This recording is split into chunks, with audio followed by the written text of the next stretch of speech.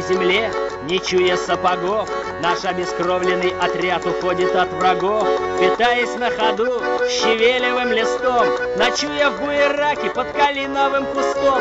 Нам отдохнуть нельзя, бегом, бегом, бегом, а наши якобы друзья засели за бугром и смотрят, как нас бьют, не отрывая глаз, и только длинные дороги полностью за нас.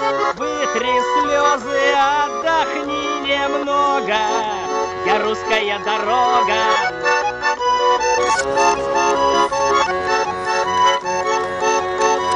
Отходи, а я тебя прикрою грязью да водою.